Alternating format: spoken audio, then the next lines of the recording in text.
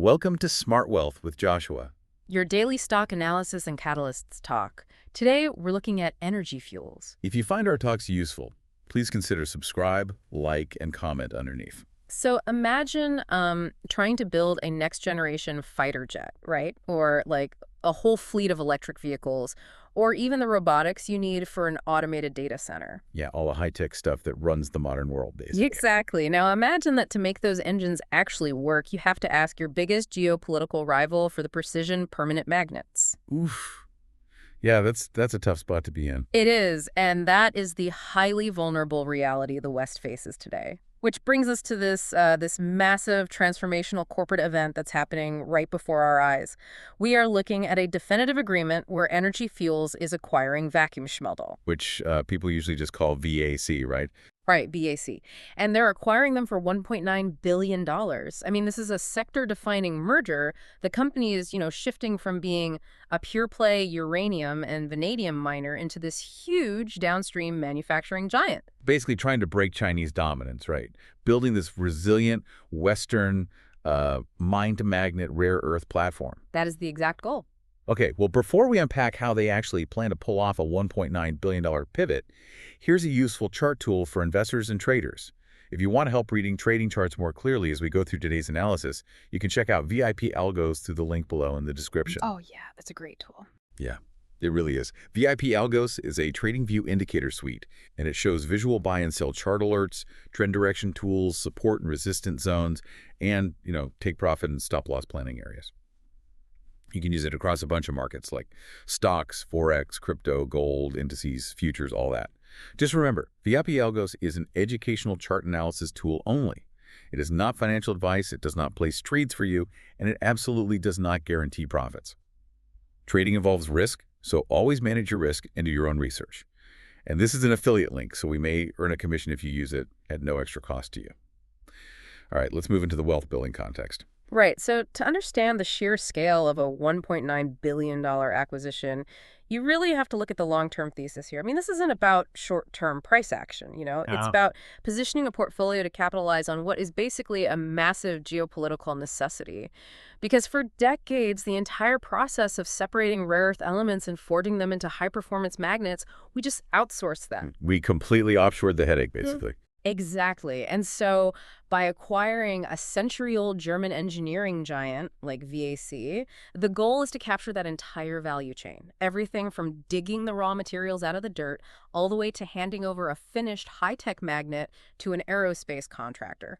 Okay, but I'm trying to wrap my head around this operational pivot, though. Yeah. Because it feels a bit like a farmer who has only ever grown raw wheat, suddenly buying a nationwide chain of high-end artisan bakeries. That's actually a really good analogy. Right. Like, the skills required to extract minerals out of the dirt are fundamentally different from the precision engineering you need to build permanent magnets for EVs.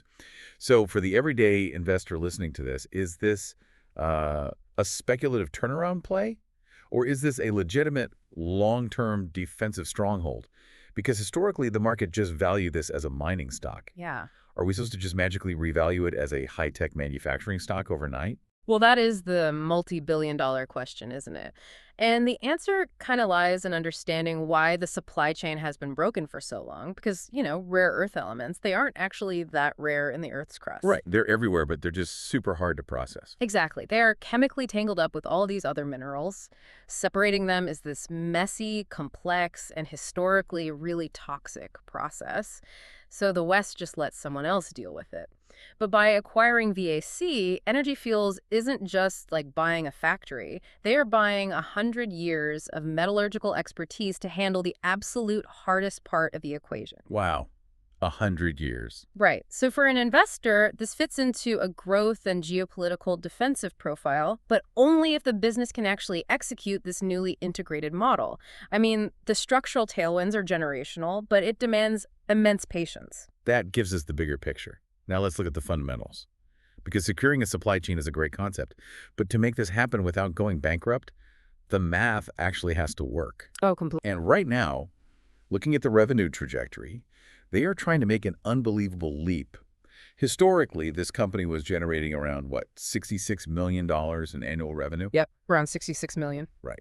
And now, by bringing in VAC, they're bolting on this immediate high-margin revenue stream. VAC's legacy business alone generated $29 million in adjusted EBITDA in 2025. And their order book for 2026 is already showing more than 20% year-over-year growth. So the momentum is there. That's huge. It is. And the scaling potential of those numbers is where the underlying fundamentals start to look just incredibly ambitious. So they recently commissioned the Sumter facility. Right. Right now, at its baseline capacity of 2,000 tons per annum, it is projected to generate between $65 million and $75 million of annual run rate EBITDA. Wait, so just the baseline is matching their entire historical revenue? Pretty much. But the roadmap doesn't stop there. Management has laid out a clear path to scale that facility. Pushing it to 4,000 tons drives the run rate up to roughly $130 to $140 million. Okay, wow. And if they can successfully reach full capacity, which is 12,000 tons per annum, the projected annual run rate EBITDA climbs to approximately $400 million. $400 million. Yeah. I mean, I hear a projection of $400 million in earnings, but as a cautious observer, my immediate thought goes straight to the balance sheet. Naturally. Yeah. Yeah. Going from $66 million in revenue to those kinds of high-tech manufacturing numbers, that requires a mountain of capital. So let's break down the financial health here.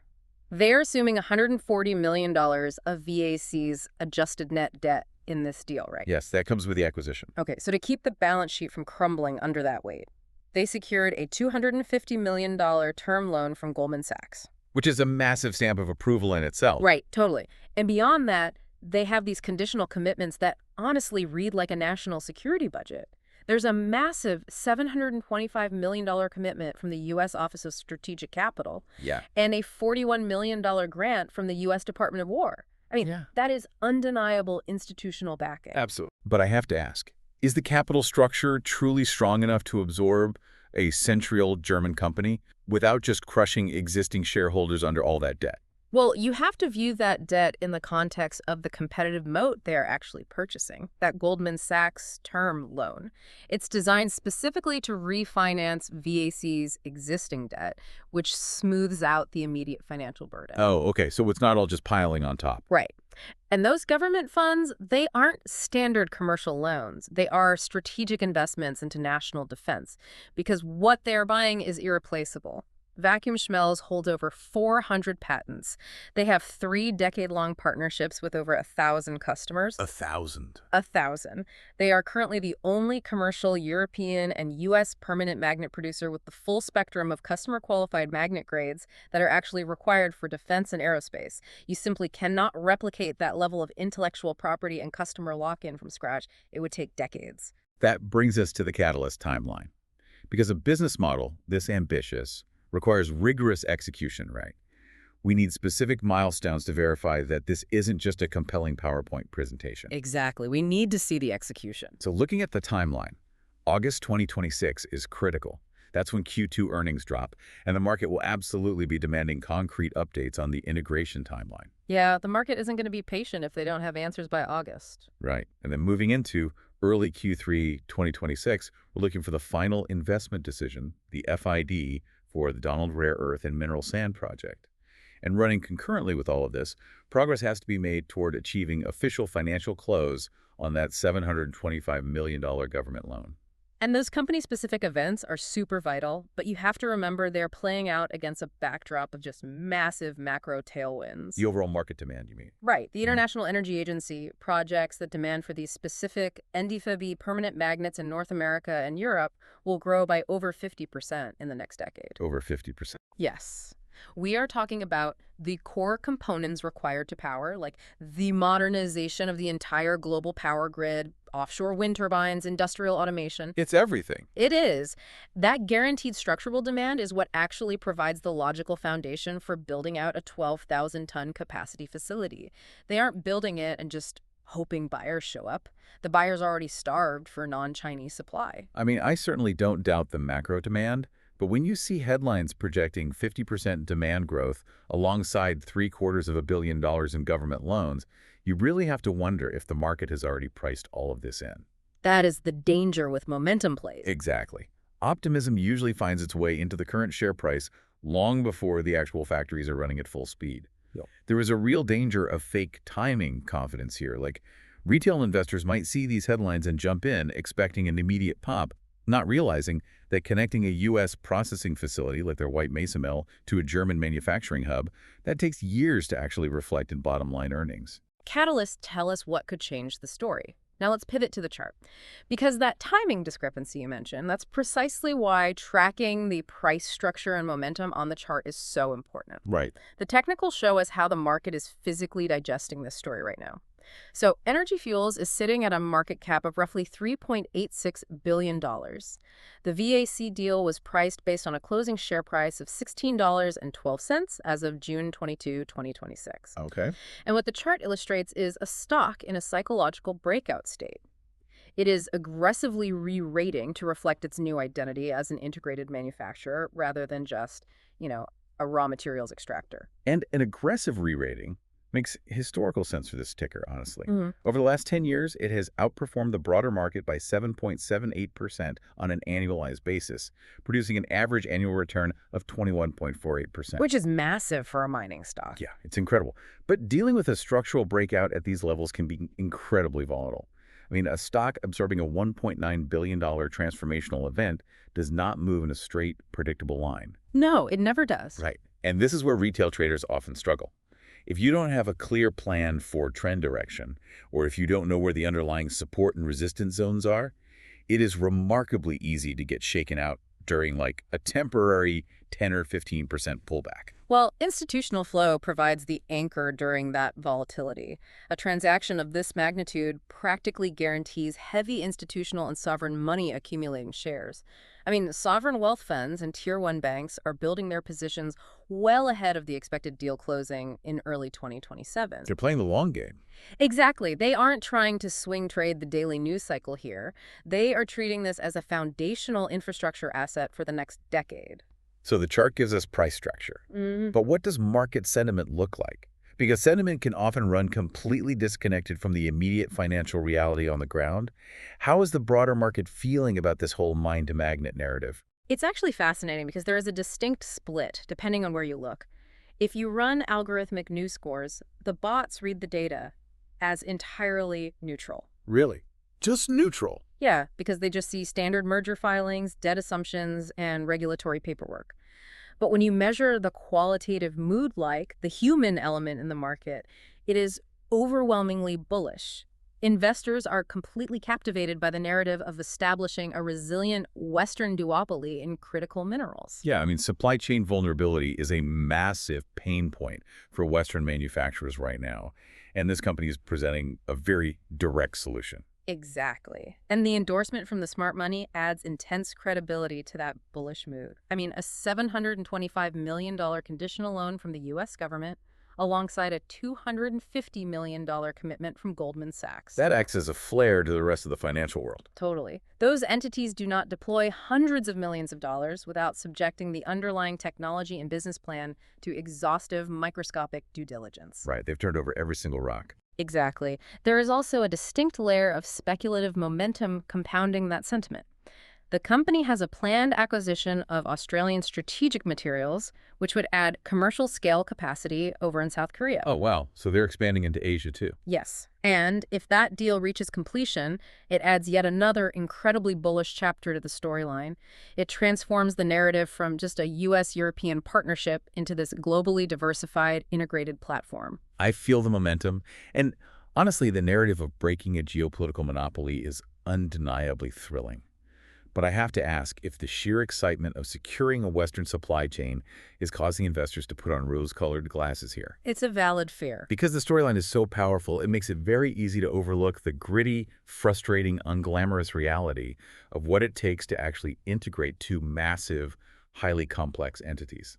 High sentiment has a habit of masking potential pitfalls until it's just too late. That sentiment picture is useful, but we still need to talk about the risks. Because no analysis is complete without aggressively examining the bear case. And the primary risk threatening this entire endeavor is execution and integration. The culture clash. Yes. We are looking at a U.S. mining firm absorbing a 100-year-old German manufacturing giant. The operational and cultural hurdles literally cannot be overstated. You are trying to harmonize the meticulous, highly regulated culture of German precision engineering with the boom and bust resource extraction cycles of American mining. That sounds like an HR nightmare, honestly. It really is. Integrating entirely different management styles, varying regulatory environments, and complex supply chain logistics across multiple continents is notoriously difficult. If they stumble, those massive projected EBITDA margins could just evaporate. And the financial cost of this integration is steep. To help fund this $1.9 billion acquisition, they're issuing 65.85 million new shares. That is a lot of dilution. It's a massive wave of dilution. As an existing shareholder, the overall pie might be getting bigger, but your specific slice just got noticeably smaller. The new manufacturing revenue has to heavily outpace the dilution just for an investor to break even on the value given up by expanding the share float. Right. And you also have to factor in their lingering commodity exposure. While the narrative is pivoting heavily toward rare earths and high-tech permanent magnets, the company still holds significant vanadium exposure. And vanadium has been volatile lately, right? Very. Recently, vanadium prices fell in China due to an acceleration of specific battery projects in that region, which created an oversupply.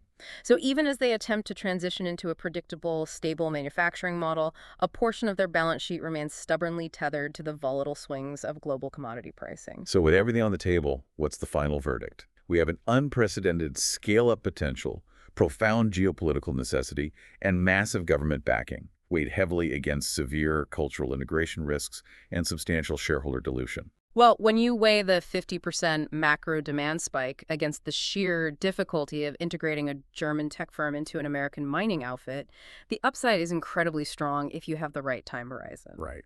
So the final verdict comes in at a bullish score of 8 out of 10.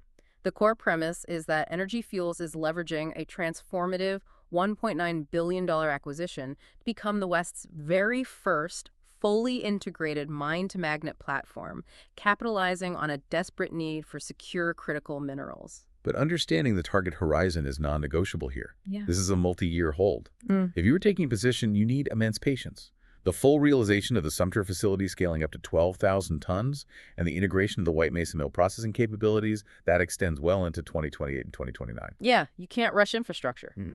Exactly. This is a long-term structural evolution, not a quick momentum trade. And please remember, this is an analysis of the stock's potential, not financial advice. Now, if you want a cleaner way to read trading charts as you follow this timeline, check out VIP Algos through the link below in the description. VIP Algos is a TradingView indicator suite featuring visual buy and sell alerts, trend direction tools, support and resistance zones, and TPSL planning areas. It can help make complex price action easier to scan. But remember, it is an educational chart analysis tool only. It is not financial advice, does not place trades for you, and it does not guarantee results. Trading involves risk, so always do your own research and manage your risk appropriately. This is an affiliate link, and we may earn a commission at no extra cost to you. And if you found this analysis useful, please subscribe, like, and comment underneath. We'll see you in the next Smart Wealth with Joshua Talk. Before we sign off, I want to leave you with one final thought. We spent our time today analyzing the financial upside if this Western mine-to-magnet supply chain succeeds. But step back and consider the alternative. If initiatives like this fail, and the West remains entirely dependent on a single rival nation for the rare earth magnets that power our defense systems, our energy grids, and our future technologies, at what point does a supply chain vulnerability become a permanent geopolitical surrender? Think about that as you watch this integration unfold.